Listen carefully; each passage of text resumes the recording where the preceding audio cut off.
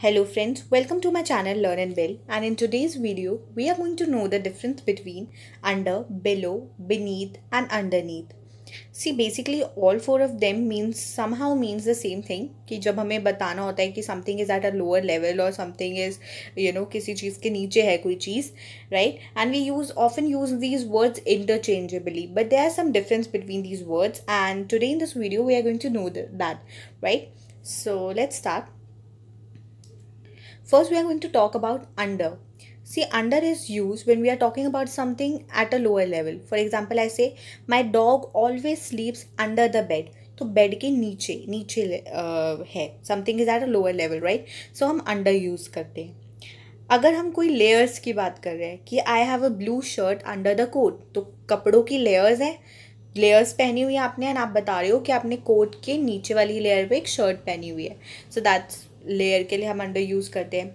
अगर हम कंडीशन की बात कर रहे हैं, राइट, कोई मेंटल वेलबींग की बात कर रहे हैं, अपनी किसी सिचुएशन की बात कर रहे हैं, like I am under lot of stress, तो स्ट्रेस बेसिकली एक कंडीशन है मेरी, तो मैं अंडर यूज़ करूँगी, under a lot of stress. Okay. Then अगर हम किसी चीज़ की गाइडेंस में है या कंट्रोल की बात कर रहे हैं, कोई चीज़ कंट्रोल कर रही है हमें, तो हम अंडर वर्ड यूज़ करते हैं, like the institute is under new management.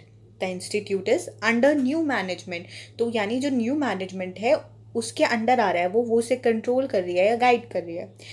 Similarly numbers, जब भी नंबर्स इन्वॉल्व होते हैं सेंटेंस के अंदर, सो वी यूज़ अंडर, कि there were under 200 people in the theatre, right? And children of age under 18 years can do this, right? So जहाँ भी numbers involve होते हैं वहाँ पे हम अंडर वर्ड यूज़ करते हैं. अंडर को हम एज अ प्रीफिक्स भी यूज़ करते हैं जब हमें बताना होता है बेसिकली कि कोई चीज़ कम है, लेस है, फ्यू है, सो तब भी हम अंडर यूज़ करते हैं, like under weight, under as. तो क्या मतलब हुआ कि जो एज आप चाहते हो उससे कम है, लेस है. वेट जो चाहते हो उससे लेस है, अंडर वेट है, राइट?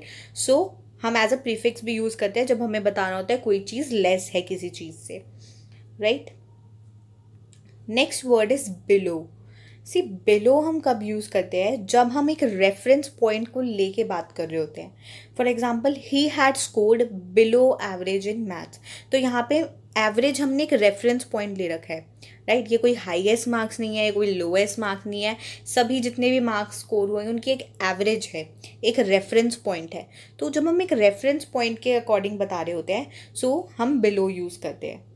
सिमिलरली अगर टेम्परेचर मैं बता रही हूँ, मैं एक रेफरेंस ले लूँ 0 डिग्री, 0, तो मैं क्या यूज़ करूँगी कि अगर मैं रेफरेंस देके 0 को रेफरेंस पॉइंट मान रही हूँ और उसके रिलेशन से टेम्परेचर बता रही हूँ कि today the temperature was 5 degrees below 0, right? तो बिलो यूज़ होता है जब भी हम रेफरेंस पॉइंट के साथ बता रहे होते हैं.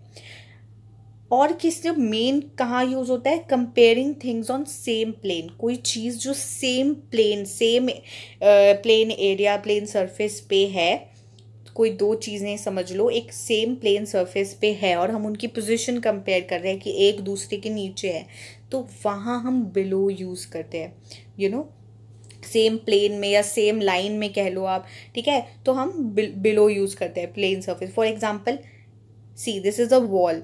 यहाँ पे मुझे बोलना है कि जो ये बीच में स्क्वायर फोटो फ्रेम है, that is below the rectangle shape photo frame, right? Below use करूँगी मैं. जो वॉल है वो एक प्लेन सरफेस हो गई, उसी सेम प्लेन पे दो फोटो फ्रेम्स हैं जिनकी मैं पोजीशन कंपेयर कर रही हूँ, तो मैं बिलो वर्ड यूज़ करूँगी. Okay. Then something mentioned later. कोई चीज़ अगर हम बाद में मेंशन करते हैं तो उसके लिए भी हम बिलो यूज़ करते हैं. फॉर एग्जांपल, आप लोग जब एग्ज़ाम्स देते हैं वगैरह, कहीं भी एग्ज़ाम्स देते हैं तो लिखा होता है ना, रीड द इंस्ट्रक्शंस बिलो, यानी जो भी नीचे जो भी बाद में इंस्ट्रक्शंस दी गई हैं उन्हें पढ़िए, तो वहाँ हम बिलो यूज़ करते हैं. So these were the difference, basic difference between under and below. Let's see beneath में क्या होता है.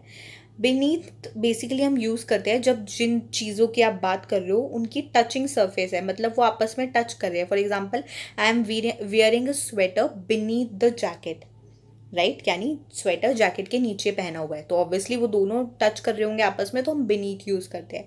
या now you must be wondering कि जब हमने अंडर का एग्जांपल देखा था तो वहाँ पे हमने कहा था कि शर्ट हमने जैकेट के अंडर पहनी है, तो वहाँ तो हमने अंडर यूज़ किया था। So as I said in the beginning of the video कि हम इन वर्ड्स को इंटरचेंजेबली कई जगह यूज़ करते हैं, राइट। सो बीनीथ जो है वो अंडरनीथ और अंडर, इनके सेंटेंसेस में भी काफ़ी जगह यूज़ होता है। इट्स जस्ट दैट कि beneath is a more formal form of these words, right. So then masked और हिडन कोई चीज़ हो, for example beneath his smile there is a pain, तो यानी उसने अपनी स्माइल के पीछे पेन छुपा रखा है, या उसका पेन जो है वो मास्क्ड है स्माइल से, राइट। तो ऐसी चीज़ों के, ऐसे सेंटेंसेस में हम बीनीथ यूज़ करते हैं।